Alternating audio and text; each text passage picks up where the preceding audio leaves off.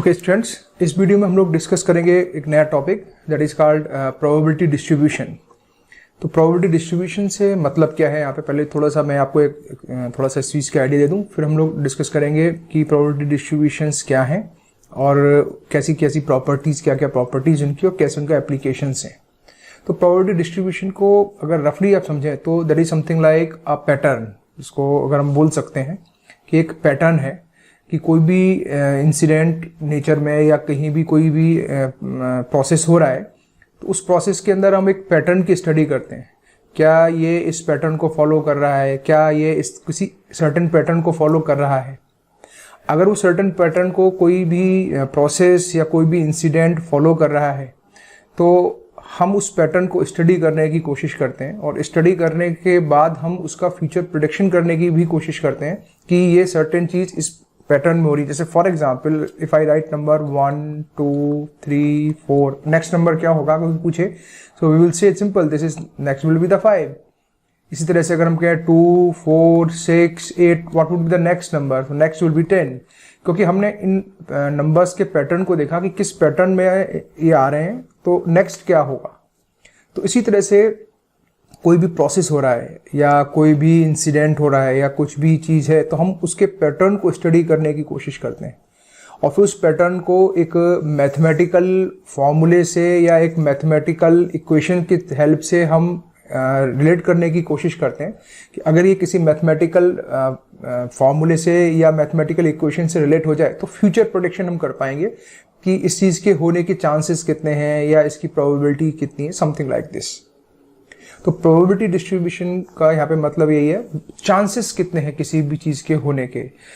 सबसे पहले प्रोबेबिलिटी की शुरुआत एक गैम्बलर के थ्रू हुई थी। वो गेम खेलता था तो उसने एलर्स के पास जाके डिस्कस किया कि टेल मी कि मैं इस गेम को खेलने जा रहा हूँ, मेरे जीतने के चांसेस कितने हैं। तो वहाँ से प्रोबेबिलिटी स्टार्ट हुई कि बाई गेम ऑफ चांस भी बोलते थे कि कितना चांसेस हैं जीतने के, तो किस पैटर्न में हमारे पत्ते आ रहे हैं, किस पैटर्न में हम ड्रॉ कर रहे हैं। तो फिर वहाँ से स्टडी हुई और बहुत हिस्ट्री है काफ़ी लंबी, so I am not going inside that. तो नाउ प्रोबेबिलिटी डिस्ट्रीब्यूशन का मतलब यहाँ पे है कि किसी भी इंसिडेंट या किसी भी इवेंट के होने की जो प्रोबेबिलिटी है वो प्रोबेबिलिटी एक सर्टेन मैथमेटिकल फॉलो या सर्टेन मैथमेटिकल पैटर्न को अगर फॉलो कर रही है तो वो पैटर्न है that is called distribution, that is called probability distribution. जैसे हमारे पास एक सिक्का है, हम सिक्के को उछाल रहे हैं, उसमें हेड या टेल आ रहा है। तो सपोज करो हमने एक सिक्के को 20 टाइम्स या 40 टाइम्स या 50 टाइम्स इसको टॉस किया और टॉस करने के बाद हम कहें कि 20 टाइम्स हेड आएगा, उसकी प्रोबेबिलिटी कितनी होगी।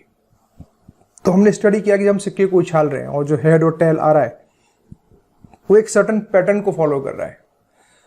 उस पैटर्न की हेल्प से हमने कहा अगर ये इस पैटर्न को ही फॉलो कर रहा है तो 20 टाइम्स हेड आने की जो प्रोबेबिलिटी है that would be this much.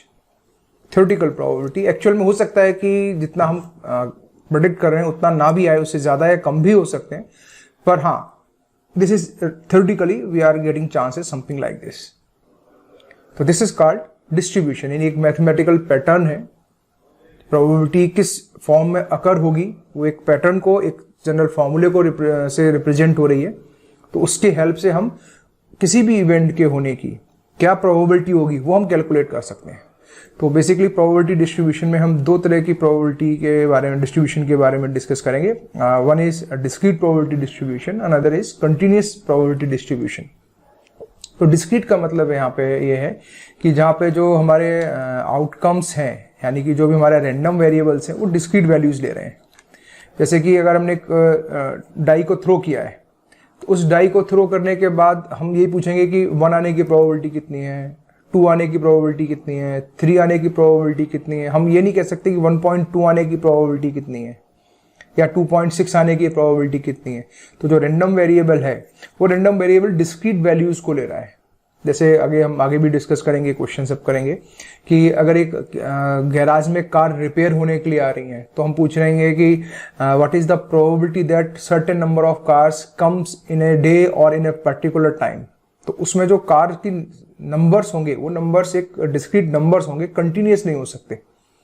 तो दैट मीन्स जब कभी भी हम डिस्क्रीट रैंडम वेरिएबल्स के पैटर्न को स्टडी करते हैं तो that is called discrete probability distribution.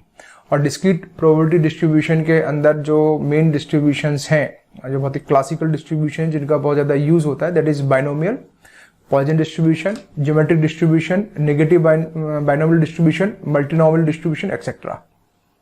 तो डिटेल में हम लोग डिस्कस करेंगे बाइनोमियल और पॉइजन डिस्ट्रीब्यूशन के बारे में। फिर आता है हमारा कंटिन्यूअस प्रोबेबिलिटी डिस्ट्रीब्यूशन। ये तब हम यूज करते हैं जब हमारा रैंडम वेरिएबल कंटिन्यूअस वैल्यूज भी ले सकता है। जैसे क्लास के अंदर हम बात करें स्टूडेंट्स की हाइट को लेके, तो स्टूडेंट्स की हाइट हम सपोज करो हम कह रहे हैं 5 फुट से लेके और 7 फुट तक की हाइट के बीच में स्टूडेंट्स की हाइट नॉर्मली डिस्ट्रीब्यूटेड है। तो हम हाइट को कुछ भी ले सकते हैं। आप कहोगे 5.21 centimetre, that is 5 inches and 12 centimetre something. तो हम 5.01 भी बोल सकते हो, 5.28 भी बोल सकते हो, कुछ भी बोल सकते हो। तो यानी कि उस केस में ये वैल्यू हमारी कंटिन्यूअस हो जाएगी। This is continuous random variable. Continuous random variables, continuous probability distribution के अंदर जो हमारे मेनली डिस्ट्रीब्यूशंस हैं, these are uniform distribution, second is normal distribution, gamma distribution, exponential distribution, beta distribution, chi square distribution, F distribution, T student distribution etcetera. लेकिन हम जिस distribution को discuss करेंगे दैट इज नॉर्मल डिस्ट्रीब्यूशन। तो हम 3 तरह के डिस्ट्रीब्यूशन डिस्कस करेंगे। One is binomial distribution, second is Poisson distribution. ये दोनों के दोनों डिस्क्रीट डिस्ट्रीब्यूशन के अंदर आते हैं। और तीसरा डिस्ट्रीब्यूशन है नॉर्मल डिस्ट्रीब्यूशन। जो नॉर्मल डिस्ट्रीब्यूशन है वो कंटिन्यूअस रैंडम वेरिएबल के केस में आता है। तो सबसे पहले बात करते हैं हम बाइनोमियल डिस्ट्रीब्यूशन के बारे में। तो बाइनोमियल डिस्ट्रीब्यूशन की खोज सबसे पहले मतलब खोज 1700 में जेम्स जैकब बर्नौली ने की थी। तो उन्होंने इस डिस्ट्रीब्यूशन को दिया। अब इस डिस्ट्रीब्यूशन की प्रॉपर्टी ये होती है कि इसमें केवल 2 ही आउटकम होंगे, बाइनरी है। दिस इज 0-1-0-1-0-1, उसको समझ सकते हैं हम। या तो आउटकम यानी या तो अकरेंस ऑफ एन इंसिडेंट और नॉन अकरेंस, सक्सेस बोलते हैं या फेलियर बोलते हैं, एक्सेप्टेंस या रिजेक्शन, बस 2 ही चीजें होंगी। जैसे कहीं कोई प्रोडक्शन लाइन में कोई चीज, किसी आइटम का प्रोडक्शन हो रहा है, तो उसमें अगर कोई डिफेक्ट आ गया तो हमारे पास 2 ही चीजें होंगी, या तो हम उसको एक्सेप्ट करेंगे या रिजेक्ट करेंगे। सिमिलरली हमने एक सिक्के को उछाला, टॉस किया, तो हेड आना हमारा सक्सेस है कि हेड कितनी बार आएगा। तो अगर हेड आ गया तो हम विन हैं और टेल आ गया तो हमारा फेलियर है। तो सक्सेस और फेलियर, अकरेंस और नॉन अकरेंस, क्या ये घटना होगी या नहीं होगी। तो केवल 2 ही आउटकम होंगे इसके अंदर। और जो number of experiment, number of trials होंगे, वो ट्रायल्स हमेशा फाइनाइट होंगे।